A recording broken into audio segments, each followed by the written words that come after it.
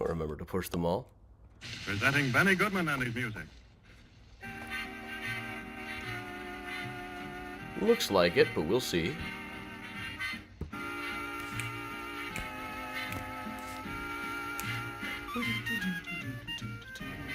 Hey, Chris. Hey, Martin. Ronnie, be careful. Priya's digging in your suitcase. Evening, everybody. Having a nice Manhattan.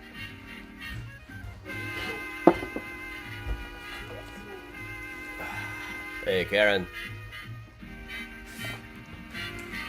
Hey, Kathleen, Diane, Gladys, Jean, Jeff, Octavio.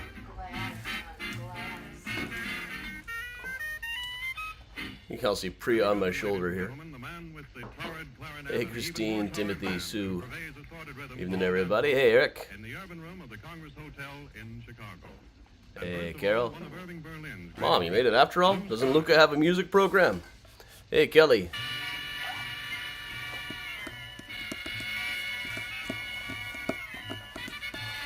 Hey, June. Hey, Don. Hey, Bruce.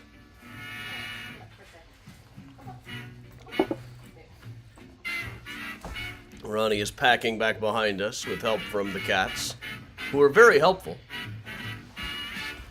Hey, Toby. Oh, it's over. Okay.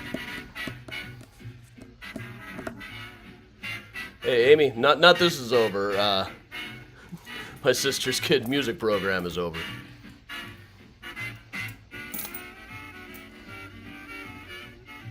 Oh, yeah, there should be an opening graphic.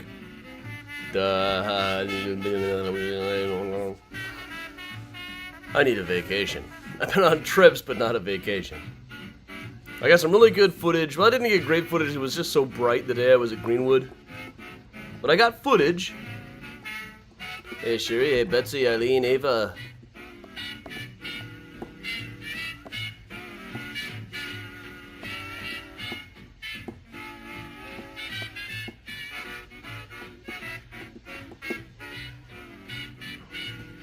Hey, Barbara.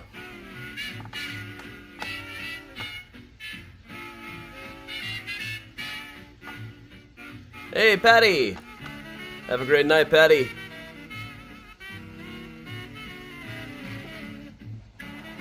Hey, Ronnie's got a trip ahead, too.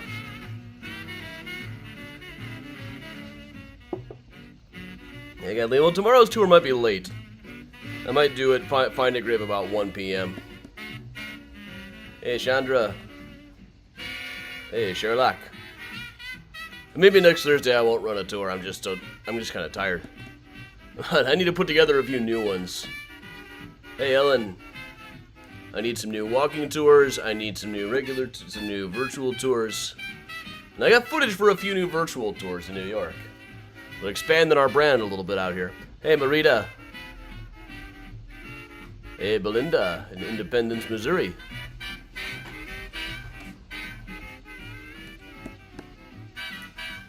Hey, Darren. Evening, everybody. Look at these tough customers beneath me here. Would I play cards with any of these guys? I don't know, maybe this dude over here with the push broom mustache and the hat that looks like a bowl on his head. With the guy's cane behind him, it looks like it's like a beanie with a snorkel on top, or a periscope. When can we see the Netflix stuff? Next year, probably.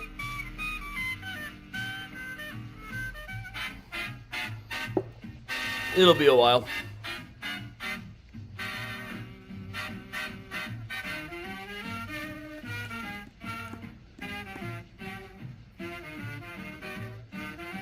Hey, Shwooly over on Twitch. This is Benny Goodman live at the Congress Hotel here in Chicago. Not live now, but... Salad and a beer sounds okay to me.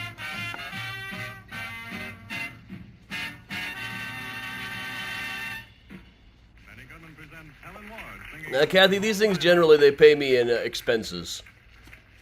But I make exposure work.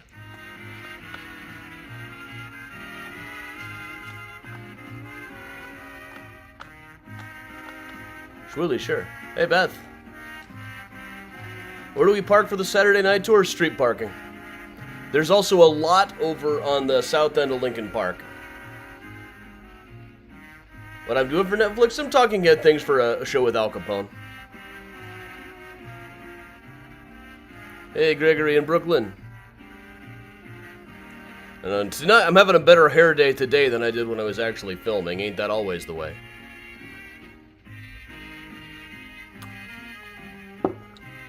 It's hot in here. I'm not digging it.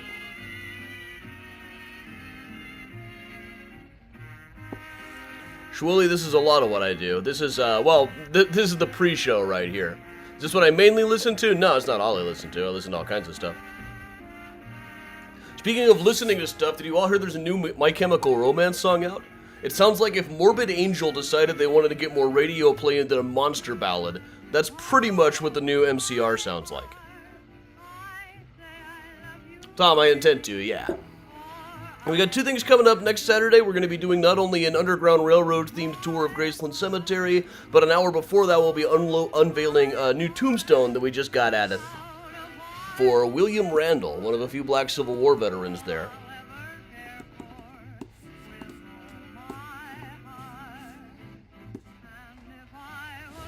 Really sure. If I was gonna, well, we alternate for the this opening music between Benny Goodman and Earl Father Hines. Hey, Mary, hey, Leah. Well, again, next Saturday, Graceland tour.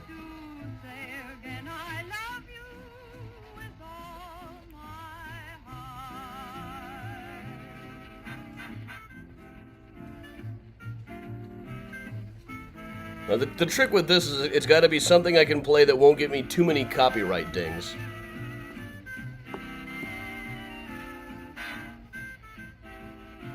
Which usually means radio shows, and even then half the time, like the next morning, I'll get like 9 emails about it.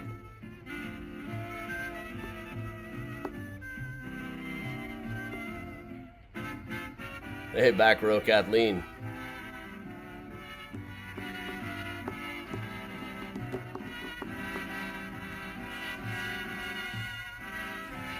All right, Gina. Awesome.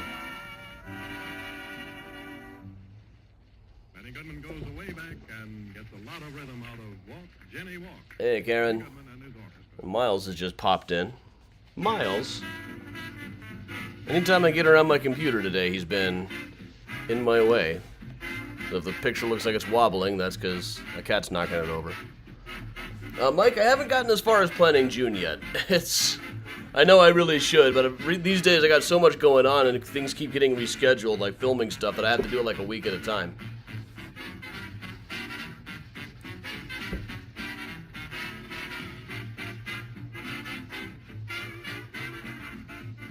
I was only gone for 48 hours on this run, you know.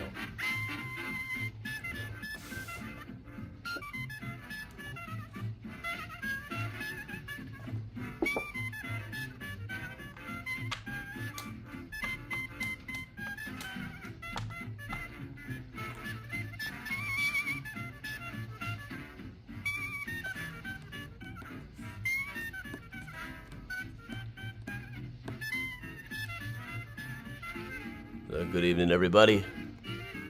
Yeah, welcome along.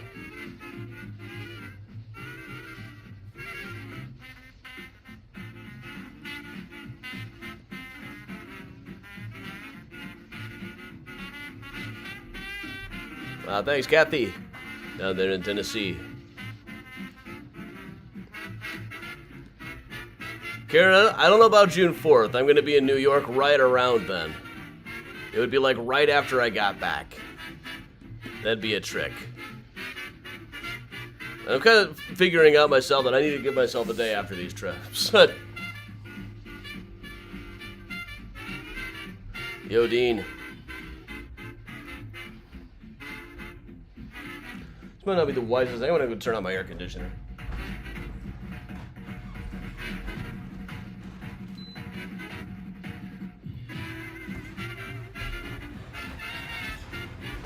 Getting overly warm in here. Evening, Kristen. And they all loved it. They all loved those bastards when they played by Benny Goodman. And now another one from the same band. Rosetta.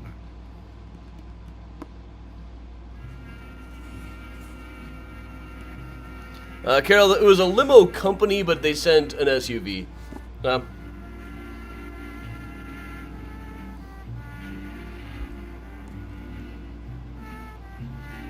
Yeah, that was nice. You know, I got to do a New York trip where somebody picked me up at the airport. That's unusual. Kristen, I fully agree. Like bus drivers, they should look into mandatory retirement for temperatures over 75. Hey, Denny, over on YouTube. Or Denis. Hey, Steven. Hey, Jack. Bunch of YouTube watchers today. Hi, everybody. Hey, Pam. Hey, Joanne.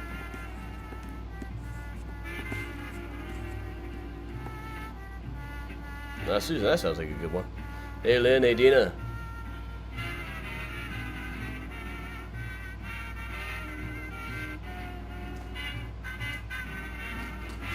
Hey, Loretta. Evening, everybody. I'm drinking my summer drink tonight. It's a Heaven's Door Manhattan.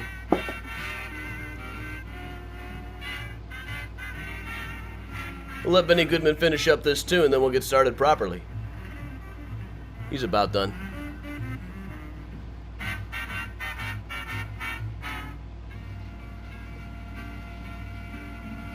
Ah, LaPorte. They're having a party in LaPorte? How would you even... Huh.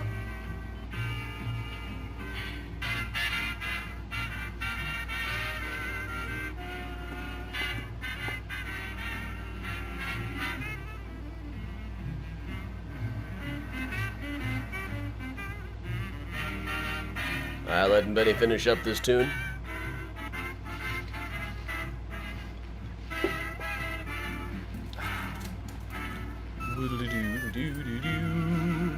Hey, Lauren, you just made it. Hey, Carolyn. And that's Benny wrapping on up. Music by Benny Goodman. Benny Goodman being presented from the Joseph Urban Room of the Congress Hotel in downtown Chicago. And now, ladies and gentlemen, that's him wrapping it on up, so I think it is time that we moved on and got started. Miles and Priya are both fine. You can actually see Miles right down below me right now. My Ronnie's suitcase. They're both really attracted to suitcases. I think most cats are.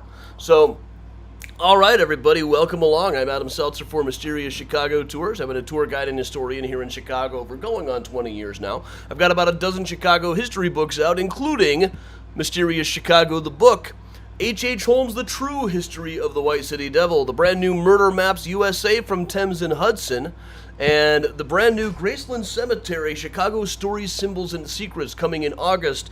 And starting this weekend, if you come on a walking tour, you get Graceland Cemetery bookmarks. Wow, that's a promo. Wow, come on my store and get some free promo stuff for my other stuff.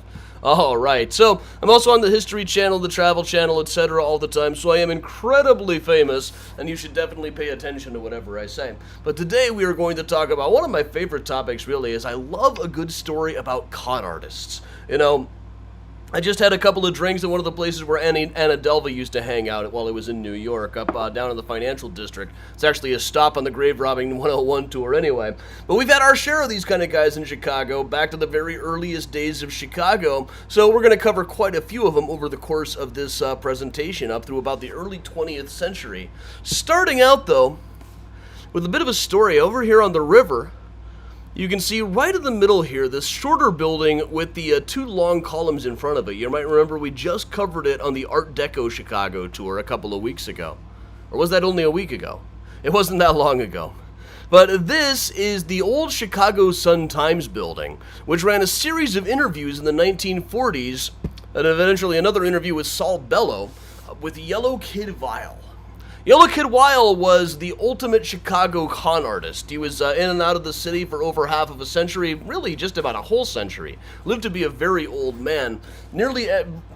basically literally wrote the book on cons. His autobiography was a huge influence on movies like The Sting. His ghostwriter even tried to sue. Let's just take one moment to appreciate the fact that the Sun-Times never got a better building than this. Initially they were in there, then they moved to this thing, then they moved to this thing. They've got this painted like a gunmetal blue now, and it looks a lot better, but still they have never topped the original one that they had there. But Yellow Kid is still fooling people all these years later. He wrote this autobiography as told to W.T. Brannon. That's probably the important thing. He probably sat down with W.T. Brannon, told him stories for a few days, and W.T. wrote it on up. It's very difficult to fact-check this kind of thing. They don't really leave records when they swindle people. But he has been going at it for a long, long time. Said to have been named after the Yellow Kid, a newspaper character. He was in comic strips. Some people say that they started calling William Randolph Hearst papers yellow journalism because they ran the Yellow Kid comic strip. Newspapers I've read from back then always refer to it as that yellow sheet when they're referring to the color of paper that it came out on. Exactly who started calling him Yellow Kid depends on who's telling the story. In 1940, he said it was given to him by Hinky Dink Kenna, one of the first ward aldermen. But at other times, he said it was Bathhouse John Coghlan, the other First Ward alderman. Bathhouse John did eventually end up speaking at Yellow Kid's funeral years and years later. No, or the other way around. But he got his start, according to his version of the story, back in old-fashioned medicine shows. These were guys who would come to town and claim to have been able to cure what ails you, selling things like Clark Stanley's snake oil. We still call things snake oil when it's a treatment that doesn't actually work on anything. Or Hamlin's Wizard Oil, that was a very popular one. And one of the big ones there were tapeworms. We kind of exaggerate how often people use tapeworms as diet pills, but the story goes that they used to advertise these things. Take these pills and you will lose weight. Yes, because you will have a tapeworm.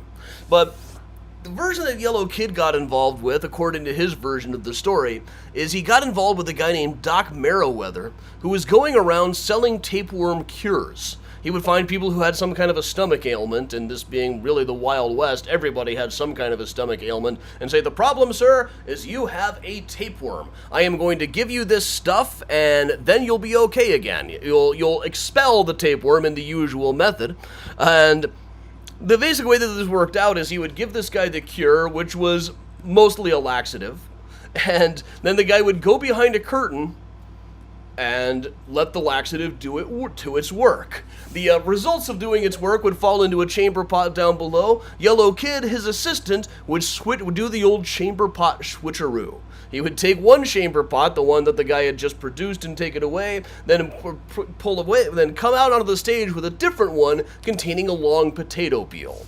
And the Doc Merriweather would poke it up with a pair of tongs and say, there is your tapeworm, sir. Evil-looking thing, isn't it? And you just expelled it because you took Doc Merriweather's elixir.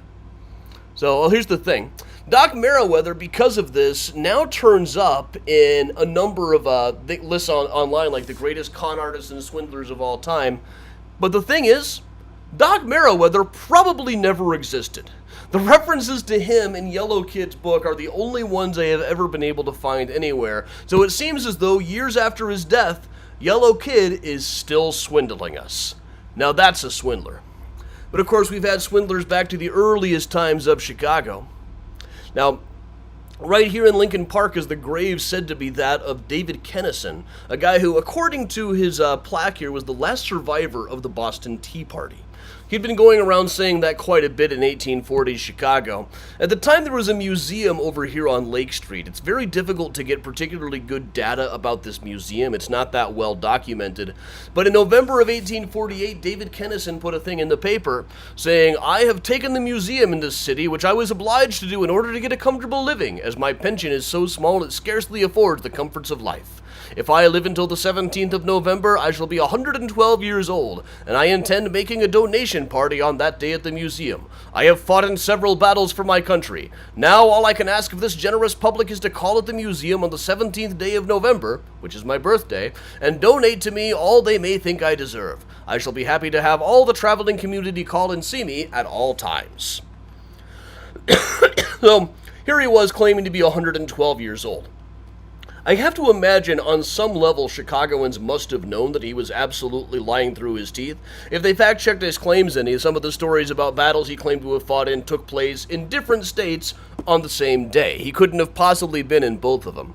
But we liked having the guy around partly because he used his status as a Revolutionary War veteran to argue against slavery. There's any number of 1840s articles about him showing up at free soil meetings and things and saying, make your country free and abolish slavery.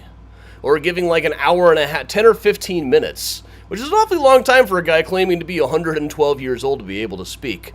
But the fact that he was in the Boston Tea Party is highly under dispute. In fact, that he was in the Revolutionary War at all seems rather unlikely. There is even this note in his pension file saying, don't listen to a word this guy says. You'll notice in 1818 he said he was 56. In 1820 he said he was 79. And 1814 he had said that he was 42. So really, between 1814 and 1820, he went from being 42 years old to 79 years old. Most people can only age 6 years in that amount of time. But good old David Kennison. There's even a vial of tea leaves that he said were from the Boston Tea Party. The Chicago History Museum still has them, even though they don't believe for 1 second that he was telling the truth anymore. He was a con artist, but at least he used his powers for good. But really what dominates the stories of con artists in early Chicago is gambling. It's really almost impossible to say what a big deal gambling was in old Chicago back in those days. Or really anywhere around the country. It was a common theme of writers who came to see our young country and then went back home. They said, these guys are really into gambling. One of my favorite stories is Mark Twain used to tell one about how a guy saw a man being killed by traffic, was sent to inform his wife, and he knocked on the door and says, does your husband live here? And she said, yes. And he said, I bet you he doesn't. But in the 1860s, there we go, Miles. Brief interruption from Miles. In the 1860s, there was a little stretch of Randolph Street that was known as Hair Trigger Block. Later it would be known as the Rialto District. It's been known as many things over the years. Now there's this little section here, which back at the time was known as Hair Trigger Block. It was full of really nothing but gambling parlors. And the king and queen of the gambling parlors was a guy by the name of George Trussell and his girlfriend/wife, Molly. Now, they were said to be the most picturesque characters in the profession at a time when the profession reached its height of picturesqueness. Molly even became the subject of a book called The Queen of the Demimonde, Gay Life in Chicago. Not as exciting a book as it sounds like, honestly. But Molly was dating George, who was a gambling kingpin around the city. He was her man, but he done her wrong. And right over where the Ford Center of the Performing Arts Nederlander Theater now stands, one day Molly came in right while a guy was singing the Limerick races, having found out that George was cheating on her, walked right up to him and shot him. He stumbled out back into the alley. We'll swing over to the alley here. This is the alley sometimes known as the Alley of Death and Mutilation for things that happened there in 1903, completely unrelated to this tour. But he stumbled out to the back alley where he died. Nobody really seemed to blame Molly for it in particular. And in fact, after just about a month, she was pardoned from the penitentiary. She came back to Chicago a couple of times, gave a couple of interviews, then allegedly died in a dance hall fight in Denver a few years later on. One of those things, I don't think we'll ever be able to determine for real what happened with her. But she did give a couple of interviews as late as when did this one come out? As late as 1874, almost 10 years after the crime. But by 1874, the boss in Chicago was a guy running an outfit called The Store.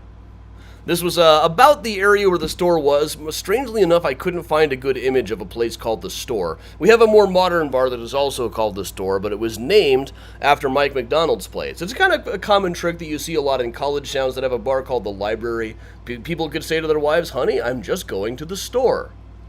I'm just going to the store, might not see me anymore. Mike McDonald ran the place, and not only did he run this place, but he had been running scams and con artist schemes for really as long as since he was a little kid. He invented various scams when he was working as a candy salesman on the railroads as a little kid. He would convince people that one of these boxes contains a special prize and sell them all out, and of course none of them would happen. During the Civil War, he perfected the art of bounty jumping, going to join one unit to get the reward money for signing up, then quickly deserting and going to another place, helping other people doing the same in exchange for a commission, and also operating the soap scam. This was a thing where you'd show up at a place where people were selling things with a whole pile full of bars of soap and demonstrate to people that you had slid a $100 bill into one of the bars of soap. Then you would sell them all off, and as people bought them and wouldn't find the money, you'd realize that there's only like 8 bars of soap left. So these 50-cent bars of soap, there's a 1 in 8 chance you'll have a $100 bill inside. And he would auction them off, and they would go ever and ever higher, never realizing he had already sold the $100 bill soap to a guy who was in cahoots with him quite some time ago. So nobody would get it in the end. Now, by the 1870s, he was helping mayors get elected. He helped Mayor Colvin get elected in 1873, and for the rest of the 1870s and into the 1880s, he was kind of the power behind the throne. There was a thing around that time, they built a new courthouse right over here, the new criminal court building. It looked like this now. It looked like this at the time. But he managed to talk them into using this stuff, Mr. Lundberg's stone preserving process. It was something that you could clean and preserve that he said would allow these things to last years and years longer than they normally would. Really, it was just some paint and some linseed oil. The city paid tens of thousands of dollars to this guy. He initially gave them an estimate of like $20,000, then sent them a bill for about $100,000. It wound its way through courts for decades before they actually finally did have to pay up, even though people like W.W. Boyington, the architect of the Rose Hill Cemetery Gate, among other things, said that the stuff didn't actually work at all. It was, in fact, just paint and some linseed oil. But people were still talking about this, the Boodle Board, decades and decades later. Now, he had a couple of wives. One was Mrs. Mike McDonald, who once shot a police officer, was acquitted and ran off to San Francisco and then to Paris. Mike was a little bit suspicious of her, so he sent a priest along as a chaperone. She ended up leaving him and marrying the priest. At one point, somebody was allegedly knocked on Mike McDonald's door and said, "Can you donate $2? We're burying a policeman." And Mike said, "Here's $10, bury 5 of them." He then married a young woman by the name of Dora. Now, Dora, shortly after marrying him, took up an affair with a guy by the name of Webster Gernon. She was 30, he was 15 when the affair started. It lasted until he was 25. At which point they got into a fight and she shot him to death. Now, Mike paid for her defense in court, but was so brokenhearted by the thing that he died in the midst of the trial, and is now interred down at Mount Olivet Cemetery. They say crime doesn't pay, but I sure find a lot of arch criminals who have massive mausoleums. Just the other day we saw John Torrio's at Greenwood Cemetery out in Brooklyn.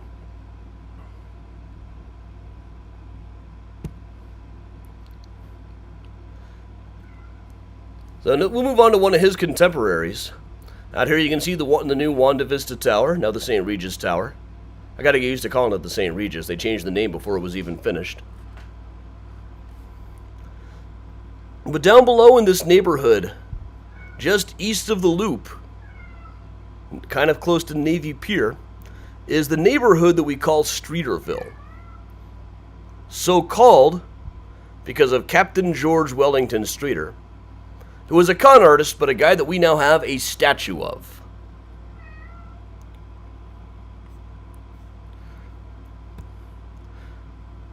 So Cap Streeter crashed his houseboat onto the shore back in the 1880s and started charging people money to dump their garbage around his ship. Eventually, he created a 186-acre landfill, or at least that's the way he told the story. The city was already filling it in, he just forged his name on a bunch of deeds, but decided that not only did he own this new land, but that it was his own independent country. And they tried everything to get rid of the guy, but it wasn't just legal battles, there were gunfights occasionally. It took them 30 years to get rid of him. At one point, they had a new thing saying that they kicked his boat out of the area. So, He just propped his houseboat up onto an automobile flatbed, effectively inventing the automobile motorhome. I've never found anybody else having an automobile motorhome before this story, because at the time there weren't really any parking regulations. You could park anywhere you wanted to in Streeterville in those days. They didn't call it Streeterville yet. It was still like the North Division. But when he died, it was a massive affair. As the guy was a villain. There wasn't really anything really nice you could say about the guy, but we do kind of love it when people beat the system. And he is now interred up here at Graceland Cemetery.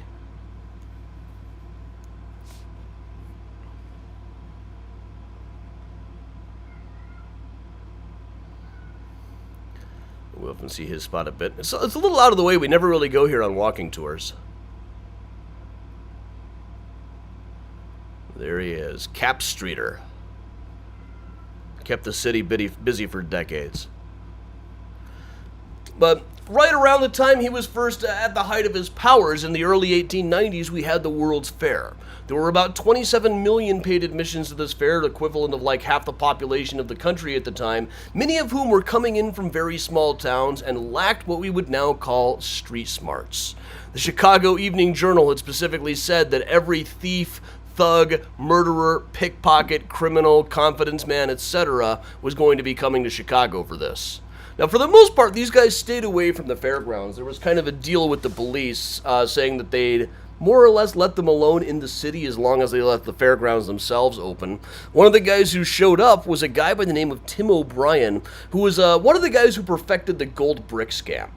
He would take these chunks of like iron pyrite, stuff that looked like gold, and sell them to people as actual blocks of gold. The scam goes something like, buddy, I'm in a jam here. I really need money really fast. This brick of gold is worth $4,000, but I can sell it to you for $50. That's just how badly I need $50.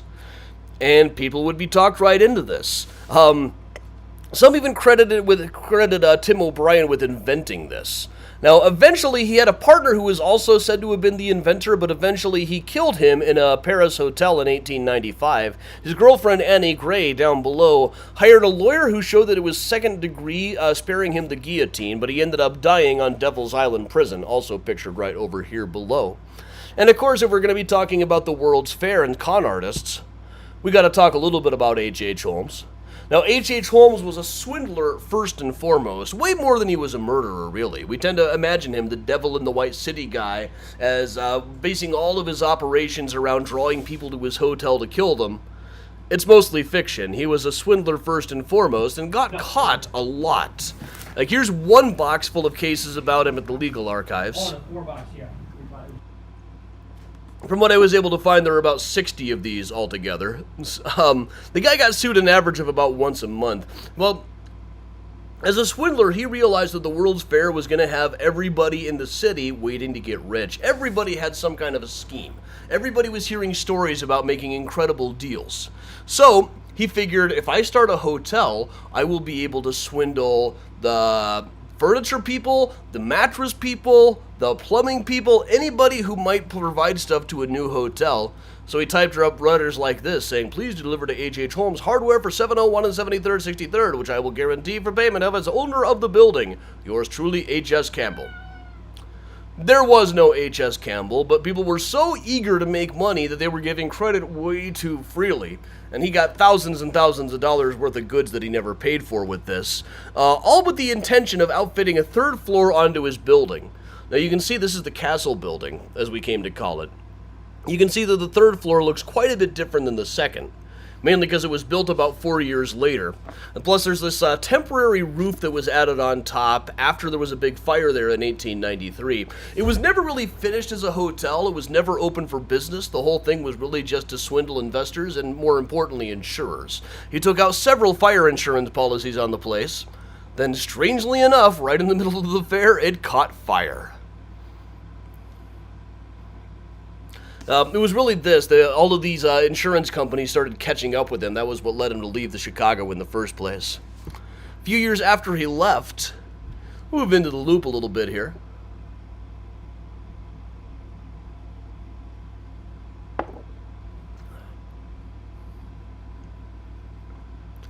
And over here we've got the Marquette building, there were a lot of lawyers who had offices in the Marquette building, some of whom were definitely defending con artists. Notably, Al Capone would go to this place to have lunch at his lawyer's offices during his trial. This is one place we can actually trace Al Capone to for real, in fact. But another person we can trace there is a woman named Gladys the Green.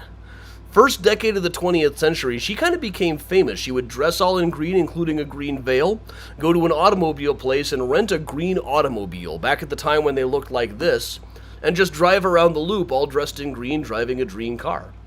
And this was made enough of a thing as like, who was this woman? Who is she? People got to talking, and as she cultivated a name for herself, when you showed up in town, people would say, well, look out for this girl in the green. It's a really interesting thing going on. No one knows who she is. What she was doing was going into hotels and finding out which rich people from out of town had checked in. Then she would say, yes, I am the famous girl in green, and I'm really intrigued by you. And she would initiate affairs with these guys and then blackmail them. About the best clue that they ever had was she was often seen parking and going in to talk to a lawyer at the Marquette building. But after this came out in the paper, she disappeared from Chicago. To this day, we don't know who she really was or whether she kept doing this in other cities or what.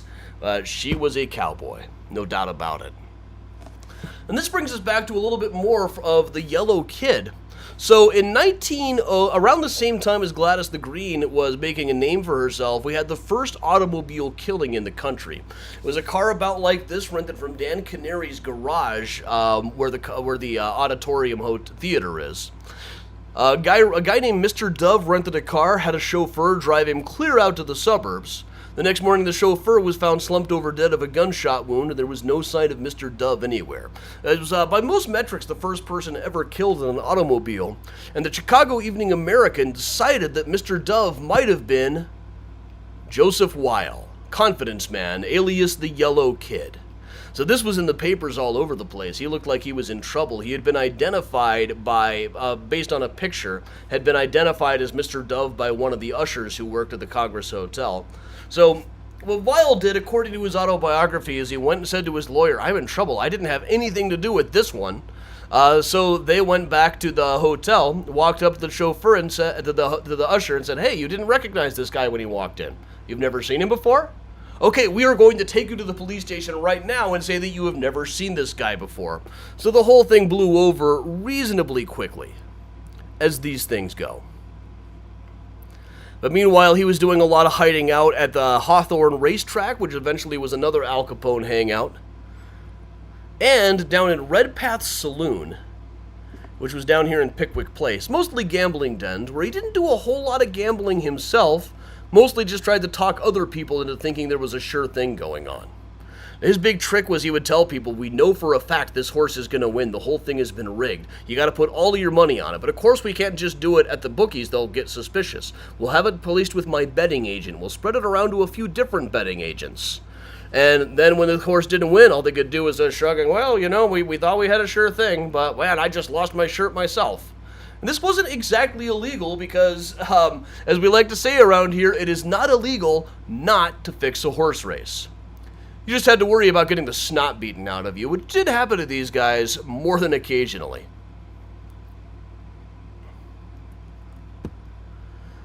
Now, up over here, near where the Green Mill is now, is a place called Butterfly's Buffet,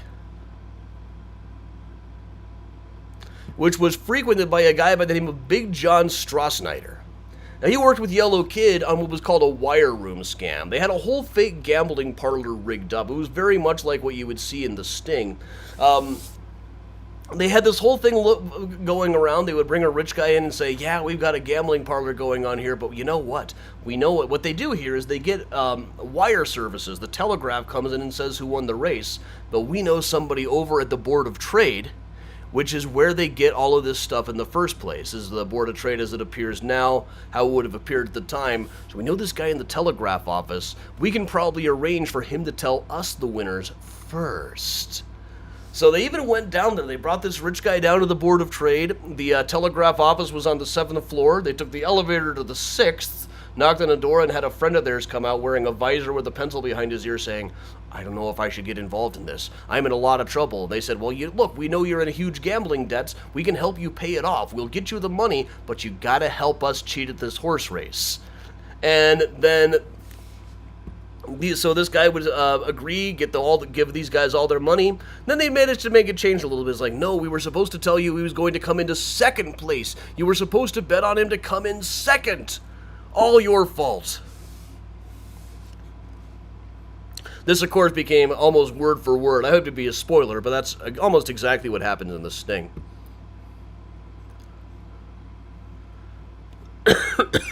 Now, just down here across from Marshall Field, about where the Siskel Film Center is now. I'm trying to make myself look like this guy on the right. The guy in the center here is Professor Crane, alias James Ryan. Now, over at 204, he was working as a psychic medium. He was, people would come in here, and he did away with all the things like wearing a turban, having colored lights. He just decided, this is actually a scientific thing. I have scientific ways of being able to speak with the dead and speak with the spirits. And at his parlor here, he was taking in about 50 or 60 fake readings a day. And he was making a lot of money at that, but the real point of it was not the psychic readings. It was identifying rich old widows who needed something to do with their money. Then he was buying up things like cheap copper stock and selling them that for grossly inflated prices. This ended up being a really big trial. They would ask him, well, aren't some of the psychics real? And he would just kind of laugh. But the reason he was able to get away with this for so long is that he was paying the cops about $400 a month in bribes, which is nothing because he was making $6 or $10 a month in payment. So the payoffs were all going to a guy by the name of Barney Birch, who had arranged to get them to the cops. He, by this time, in the 1910s, had been one of the main payoff men in Chicago for about 20 years. He started out in the 1920s arranging for pickpockets to pay off the police so that they could avoid getting in trouble, and went back and forth, operated Red Pat's Saloon for a while, did some time in a French prison, would be a part of the Chicago underworld scene for many years. He got so famous at it, he even had a vaudeville act where he would go on stage and tell about his life as an underworld figure. By the 1920s, he was kind of an elder statesman working for the Bugs Moran gang. But in the 1910s, as James Ryan was going to trial, the police got so nervous that that he was going to get them in trouble, that they tried to assassinate them right on the Rialto, that section of Randolph Street that we showed earlier on. There was quite a shootout going on there. One of the detectives was Detective O'Brien, and of course none of them got in a particularly big amount of trouble over it. Meanwhile, around this same time, nearby, down Tooker Place Alley. Speed this up a bit so we can get down Tooker Place. Down Tooker Place, through a hole in the wall, you could go to the Dill Pickle Club. Step high, stoop low, and leave your dignity outside. They would have lectures on things like the physiological insignificance of flappers and cake eaters, life and death in Bohemia, and the American Legion. Anybody who was a nut about something, you would go there to hear a speech and heckle a speech. One of the most popular speakers was Yellow Kid, who would come in to demonstrate con artist techniques. And this would be advertised. Yellow Kid was going to come in to talk about how to con people. And instead of just giving a talk, he would come in and demonstrate. He would take the audience for $10. They knew perfectly well that he was there to talk about conning artists, and then he managed to get them into being conned.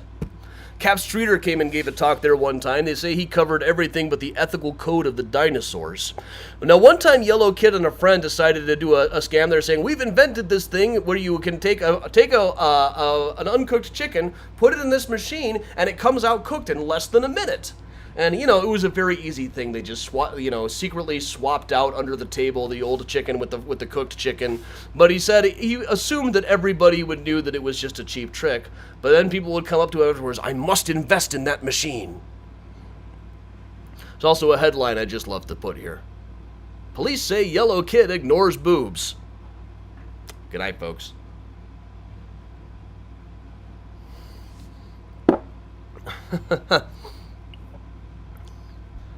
Now, we moved up to about the 1910s around here, 1910s, 1920s.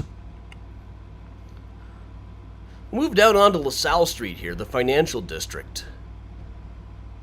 I wouldn't say it looks very much as it did then, but in the midst of this was a guy operating by the name of Big John W. Worthington, also known as Honest John. Never ever trust anybody named Honest John. Just ask Pinocchio. But he was known as the Wolf of LaSalle Street. Now, he came to Chicago as a more or less legitimate banker, but actually he had been been in jail for embezzling in Sing Sing for a while. Came to Chicago in 1910, was running actual bank companies, but also he was kiting checks, he was fencing stolen goods. In particular, he was working with a guy by the name of Melville Reeves, the skyscraper burglar. Melville Reeves was a guy who sort of terrorized the city for the first couple of decades of the 20th century, up to about mid-1920s, 1930 or so when he was caught. He just looked like this. He would go into buildings with his sleeves rolled up and a pencil behind his ear, so it looked like he was just a guy who worked in the building. Would just wander up to a place, pick the lock, go in, and help himself to whatever he could. This went on for years. The city knew that he was doing it, but they couldn't quite prove it, until finally one day they caught him in the act stealing a book of stamps from the London Guarantee Building. He had stolen millions of dollars worth of stuff. They finally got him on a book of stamps. And the way he was able to get rid of all of this stuff was fencing it through Big John Worthington. He was front page news when he was finally seized. His daughter had a great article, "The world may call him Wolf, but I shall always call him Dad and love him." Until he died, and she didn't get nearly as much money in the will as she expected to. It happens. Of course, meanwhile, in the Majestic Theater building was the office of perhaps the most successful of all of the swindlers we had then, a guy who made more money on Ponzi schemes than Ponzi himself, a guy by the name of Leo Koretz, who lived up in Evanston, had his office down there in the Loop at the Majestic building, and was selling shares of land for the Bayano River Syndicate. He was telling everybody, you've got to buy this little bit of oil-rich land. It'll make you a 50% return on your investment every year.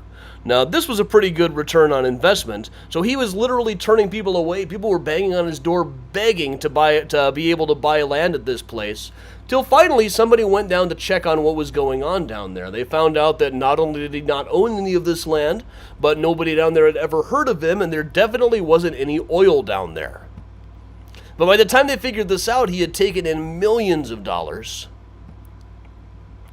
But then was finally sentenced to the penitentiary, where he ate a box of chocolate as a means of dying by suicide. He was diabetic. He has recently been the subject of a book called Empire of Deception by Dean Job. Came out a few years ago. Dean also has a book now out on Dr. Thomas Neal Cream, one of our antique serial killers. Now we'll move up a little bit. I don't usually go into the late 20th century on these things, but we will cover up to the 1970s. Yellow Kid was still operating in Chicago. He was just about 100 years old. And was also doing land schemes similar to what Koretz was doing, but a little bit more legal. He bought up a bunch of really, really cheap property, the kind of stuff that cost like $1 an acre. He would meet people in a bar, talk to them for a bit, and say, you know what, man? I like you. I'd like to have you as a neighbor someday. You know what I'm going to do? I am going to give you the deed to this plot of land in a neighborhood that I am building out in Michigan. And he would just give him the deed, but say, all we ask is you do have to have it recorded and have an abstract drawn up. And he would send them over to a certain place to have the abstract drawn up that cost more than the land did, and have the deed recorded, which also cost more than the land did. So he had bought up all of this land for like $1 an acre and was selling it for nothing, but making about $4 to $5 an acre on having the various deeds recorded. All more or less legal. Here he is as a very old man, still hanging around. He was living at that time at an old folks home that is still standing up here on North Sheridan. He would have been like living across the street from Vivian Meyer, the photographer.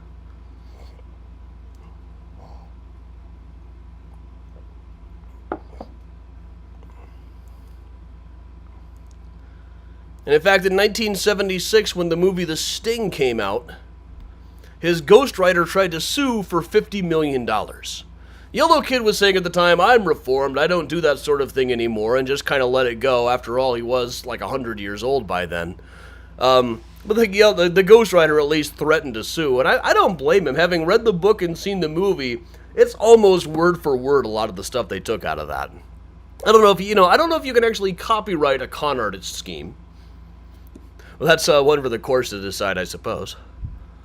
Now, Yellow Kid had a family plot purchased in Rose Hill Cemetery, but due to some kind of technicality, Rose Hill managed to keep him from being buried there. I'd love to find out if the rest of his family was there sometime. I'm still working on expanding my Rose Hill tour a little bit, or revamping it some. But his grave is actually, presumably still unmarked. But they finally had to bury him down at Archer Wood Cemetery, though technically he does still own one at Rose Hill.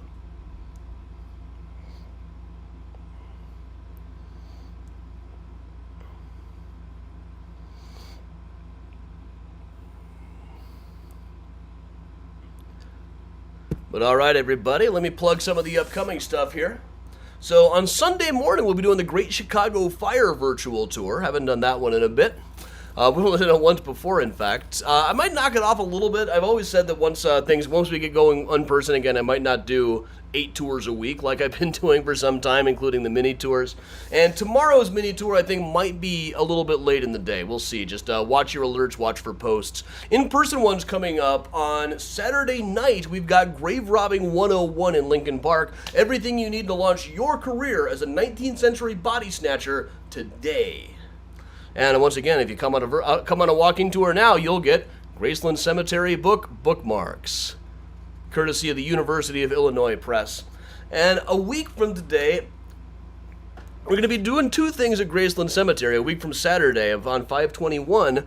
At 10 a.m., we will be unveiling the monument to William Randall of the 29th United States Colored Troops. He's one of a few black Civil War soldiers at Graceland. He has never had a monument, but we filled out the forms, the government provided one. So we will unveil that at 10 a.m. That is totally free. Just come on out. Then at 11 o'clock, we'll be running a walking tour. There are tickets for that one available. It'll be Underground Railroad theme. It's a little bit more walking because some of the stories that are spread out geographically in the cemetery. But we did it once before and it worked out just fine. So lots of great stuff coming up here, of course. Should you need a Mysterious Chicago sweatshirt, hoodie, etc., or t-shirts now that we're on the warmer weather, go to cafepress.com/mysteriouschicago. That'll check everything. That'll take care of whatever you need. And with that, everybody, I will put the Benny Goodman back on, and we will just hang out like we always do. Thanks to everybody who's been kicking in donations. Don't tell the IRS. Sorry, they sent me a scary letter a while ago. But thanks a lot for joining me. Here's Benny Goodman again.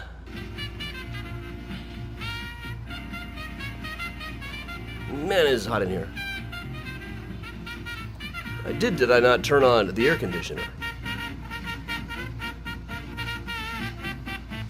Yes, Susan, I can see you.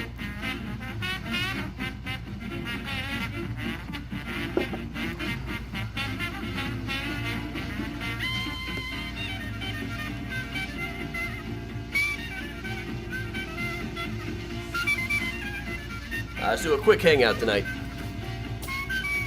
Becky, I haven't announced anything for Thursday yet. I'm not sure if I'm going to do it or if I need to take a night off.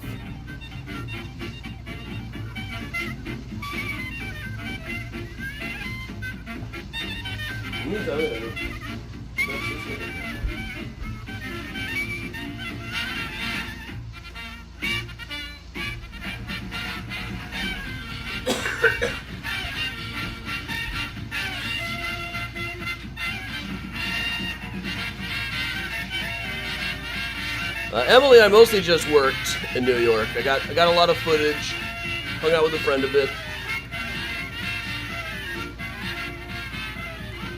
Bruce, yeah, Aiden's loved college.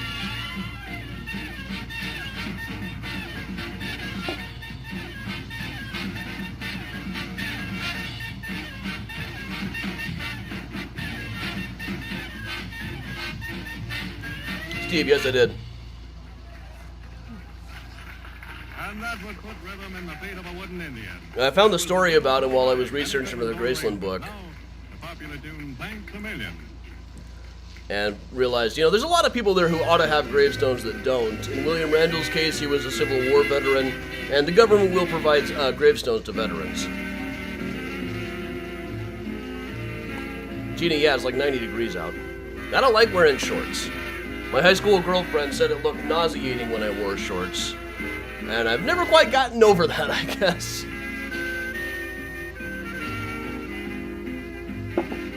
Gene, I would just wear regular walking outfits. If you want to wear a whole bunch of denim and bring a shovel, by all means. But really, we'll just be walking through a park. Eleanor, yeah, I'm sure we'll. It'll be on Saturday at 10. That's time for a morning mini tour anyway. So we will broadcast we will broadcast all of that. Hey, Rodriguez, in Ottawa.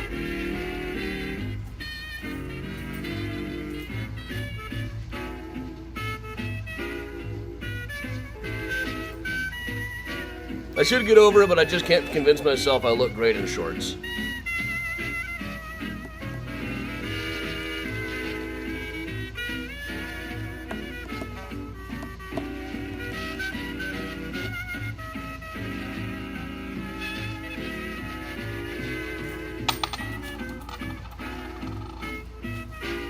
Yeah, the nauseating part was really uncalled for. But why was she called the Lady in Green? Because she wore all green. Yeah, now that the tour is over, the cats have calmed down a bit. Well, Priya is sitting in the suitcase here, helping Ronnie pack. Down Harlem Way, they're all trucking. And here's Helen Walker. And I'm still figuring out some paperwork before I inform the media. But I probably should. I'll post about it maybe tomorrow or on Monday.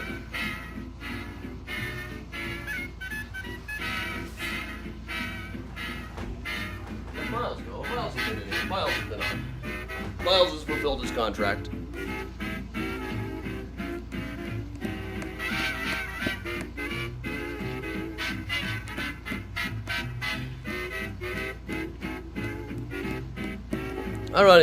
Ronnie and Aiden are taking an end of the year trip.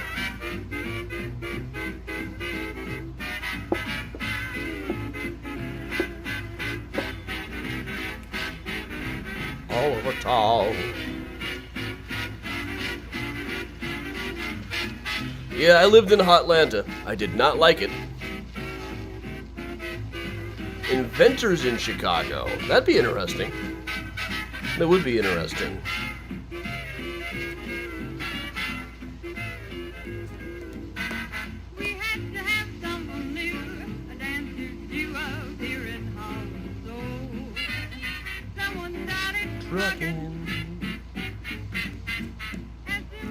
I will pass on the safe trip wishes.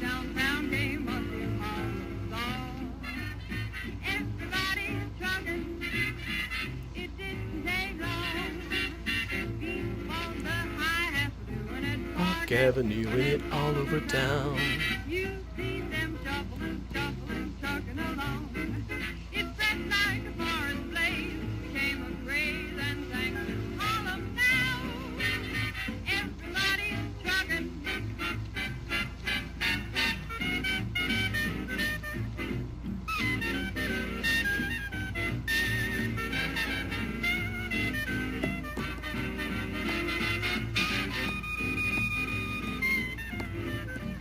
Yeah, Atlanta in summer is brutal, and it lasts from about early March through mid-December.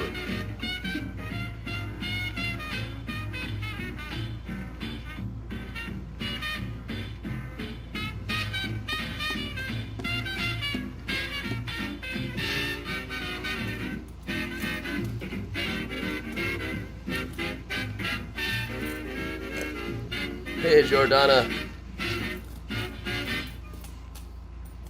Susan, I'm not sure if I'm allowed to say what the name of the show is yet. So I haven't. I assure you, I'll let you know when it comes on. I did bring up Barney Birch in the talk. I don't think they're going to use it. Anytime I mention someone else, they're like, "Oh, let's not bring in new characters."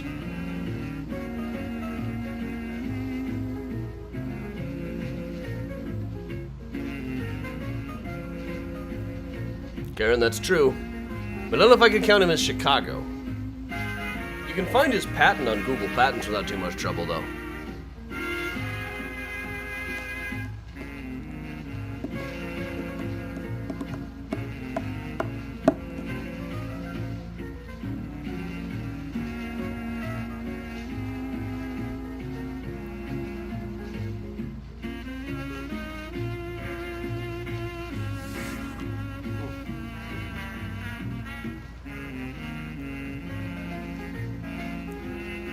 Well, alright, folks, this has been, I admit, a shorter than average post-tour hang, partly because there's a bathroom with my name on it. That's about all I gotta say. But alright, everybody, thanks a lot for joining me today. I'm Adam for Mysterious Chicago Tours. Once again, we'll be back on Sunday morning for another full-length virtual tour about the Great Chicago Fire. In-person ones include Saturday night, Grave Robbing 101, next Saturday, the Underground Railroad at Graceland Cemetery, plus a monument unveiling. So thanks a lot, everybody. I'm Adam from Mysterious Chicago Tours, saying stay safe, stay strong. Stay listening to that new MCR track, because it's not every day you get to do something like that. And stay spooky, everybody.